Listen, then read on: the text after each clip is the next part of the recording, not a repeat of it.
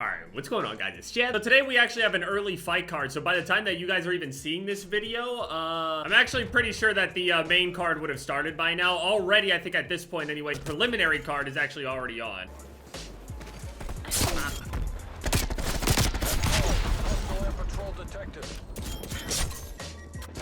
So, yesterday I played a little bit. I ended up actually unlocking the sword now. I'm about maybe halfway through the challenges or whatever. I didn't bother, like, hard committing. I need to get, I think, some backstabs. Actually, one backstabber, and then I need to do a bunch of executions. I actually do the nut kick execution still. I don't know. Execution, it's not the shortest, but it's also not the longest. So, it's right there. That's fine. I just need the type of lobby that'll, allow me. So, this card we got going on, we got Soriano versus Dusko. I don't know anything about either of these guys. I know that they're both undefeated. And I don't know. Based off of that, and with no education whatsoever about either of them, I'm gonna have to go with the guy that is 10-0 versus the guy that is 7-0. And the guy that's 10-0 is also taller, longer, has the reach advantage.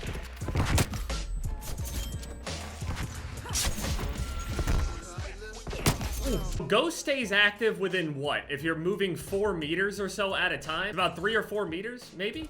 5 meters? You can kind of play with it in the corner like this and just kind of walk forward about a few meters each way, and you still stay completely hidden on the radar. Also, the double XP has also helped tremendously to be able to actually level it up. I forgot how terrible it was actually leveling weapons up in this game since I've done it so much. Alright, so we got all the backstabber medals, all that stuff, Bengal camos here.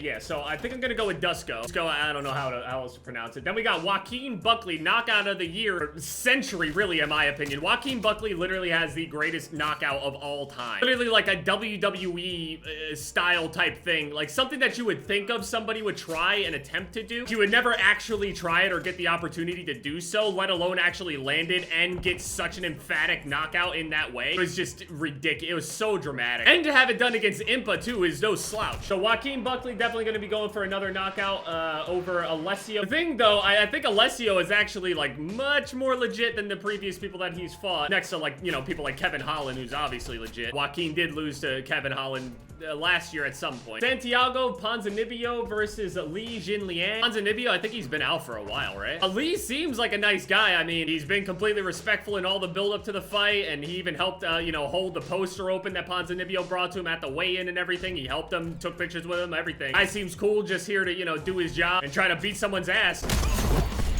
The thing is, that just means I like him. I don't necessarily know if he can win. He's a plus 260 underdog in this scenario.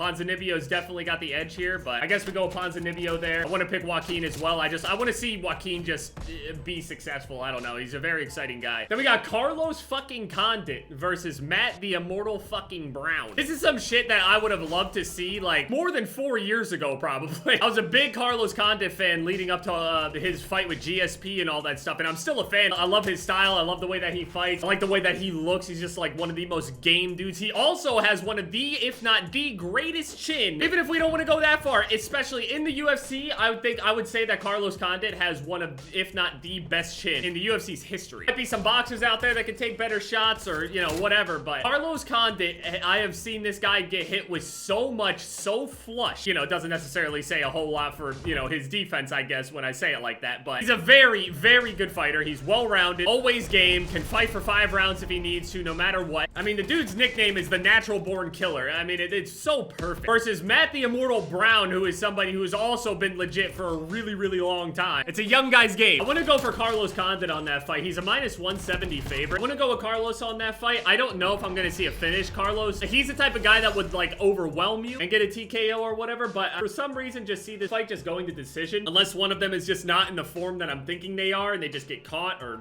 whatever, some crazy shit. Carlos gets a flush knockout on Matt Brown, or Matt Brown does the impossible and breaks his granite chin. But I go with Carlos Condit on that one. And then we got Max Holloway versus Calvin Kattar. I already talked about it, but I'm gonna go with Max Holloway. He's a minus 160 favorite at the moment. Who knows what the line's gonna be by the time we get to the fight itself, but backstabber, finishing moves, need 20 of those, hiding kill. I think they're actually having fans at this one too. It's like 2,000 people or something. They took a picture of the crowd or whatever, and people are just pointing out the people that aren't necessarily following the mask guidelines perfectly. I think it's a little early to bring people back. I really do. Even if it's this crazy control controlled environment, even then, people do not do as good of a job as they think that they do. Like I was saying before, people think that this shit just disappears as soon as you get inside of your car or something. They'll touch their face, they'll move their masks around, they'll rub their eyes, they'll touch their hair, and then hand sanitize and not realize their hair bouncing off of their forehead means that their face is dirty. I know it seems extreme, but this is how it's happening. I think Max will just be a little bit too much for him, especially if he follows those game plans and doesn't just stick to just the punching and everything. If he implements those leg kicks the same way that he did against Volk, I just don't see Calvin Kattar being able to deal with it, especially for 5 rounds. I'm assuming this is a 5-round fight, right? Since it's the main fight. Yeah, in a 5-round fight, I don't see Calvin being able to keep up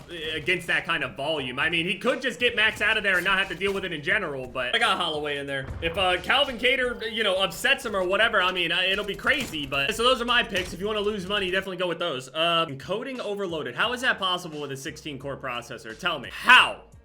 How is... Those are my predictions. I'm getting off.